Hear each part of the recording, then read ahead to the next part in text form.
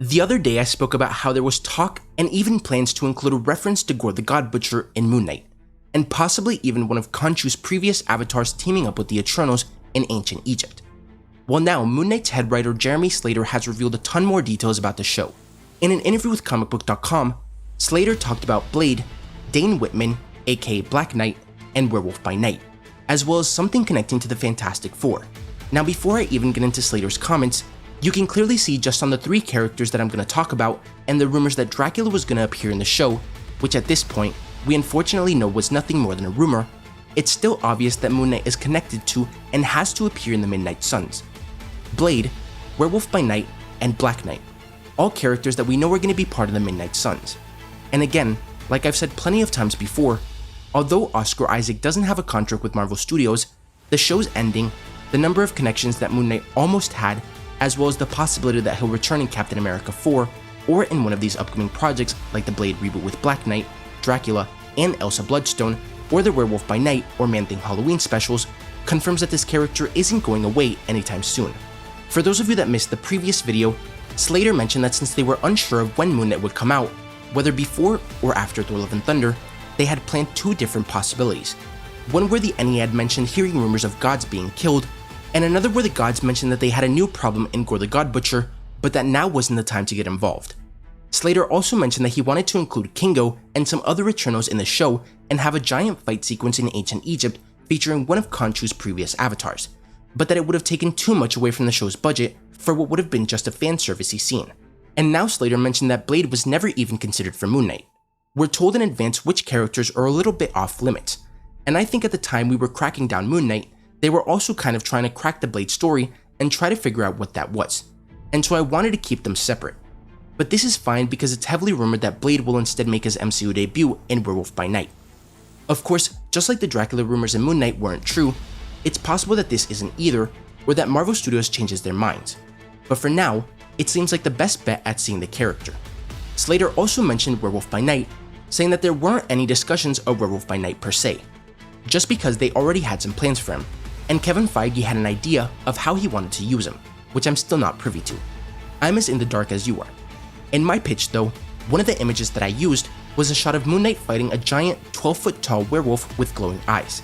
I was like, look, yes, Moon Knight is a street-level vigilante.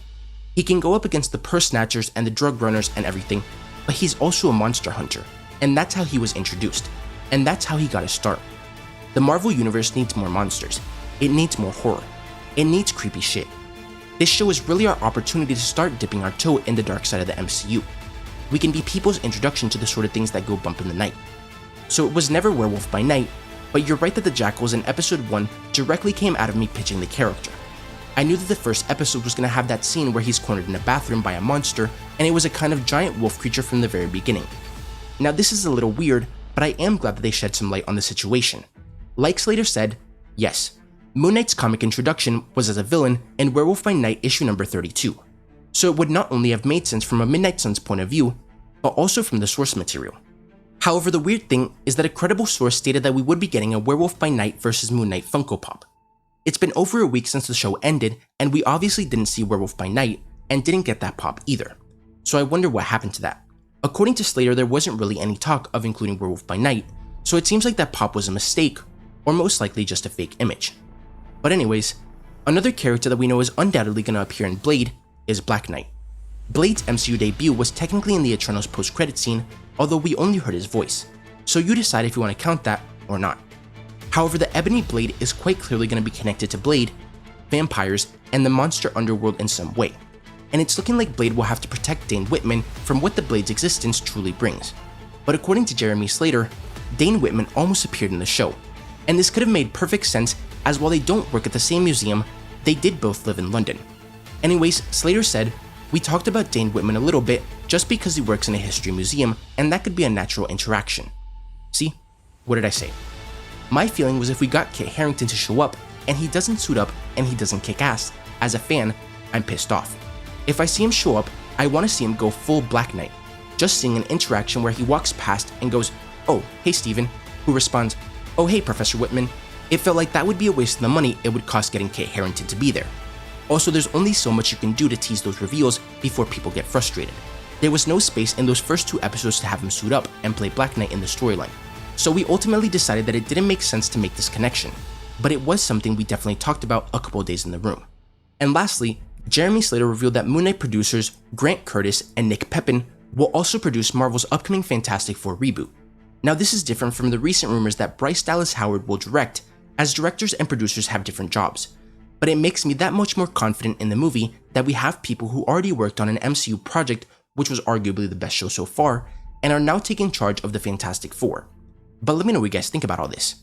Would you have liked to see Blade, Werewolf by Night, Black Knight, or any other characters in Moon Knight? And what do you think of these 2 producers going on to work on the Fantastic Four? If you enjoyed the video, don't forget to like, comment, subscribe, and turn on post notifications so you'll never miss another video. Thanks for watching, and remember to wash your hands and stay safe.